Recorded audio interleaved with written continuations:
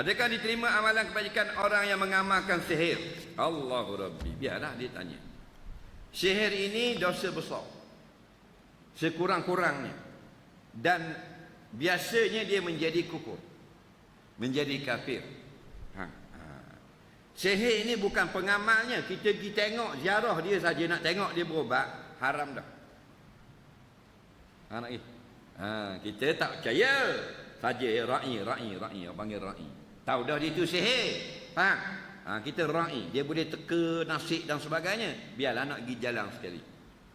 Sebab Nabi kata man atakahinan lam tuqbal salatuhu arba'ina lailan.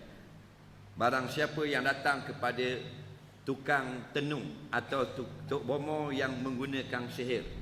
Bomo bukan semua haram. Yang haram tu antaranya menggunakan sihir. Tidak diterima semayangnya 40 malam. 40 malam. Ada sebut. Dalam Nailul Autar ada sebut. Dalam Mu'jam Tabarani ada sebut. Dalam Musnad Imam Ahmad Hanbal ada sebut.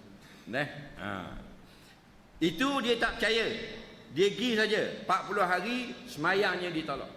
40 hari sehari 5 waktu. 55 kali 40 apa? 200 waktu. Betul tak? 200 waktu ditolak. Pergi saja tak percaya. Fa in saddaqahu, maka jika dia percaya pada sihir itu, faqad kafara bima unzila ala Muhammad atau kama qala. Jika percaya, maka dia sudah kafir kepada Al-Quran. Jelas lagi? Jelas itu. Jadi orang ni dia tak sihir, dia cuma nak sihirkan orang. Dia tak pandai, dia kena pergi ke tukang sihir. Contoh ni, dia sakit hati dengan jiran dia pergi jumpa Tok Bomo sihir. Tok Bomo sihir kata tak apa, bayarannya RM400, RM40, RM444, 44 sen. Tak apalah. Gitu Tok Bomo dia nak apok pelik sikit. Tok Bomo kata hari 3 hari saja, hari keempat dia sakit. Faham lagi? Jadi kita ni yakin tak? Tak yakin. Pasal kita tak pernah buat sihir. Kita tak pernah mari jumpa dia. Kita akan tengok dulu. Betul tak? Kita akan tengok dulu. Jadi kita balik, kita memang tak terima dah 40 hari semayang kita. Okey? Hari pertama kita yakin tak dengan sihir tu? Hari kedua? Hari ketiga? Tak. Hari keempat dia jatuh sakit. Ambulan mari ambil, mutah darah.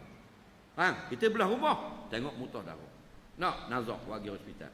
Kita yakin tak dengan sihir? Yakin tak? Masa tu jadi kafir.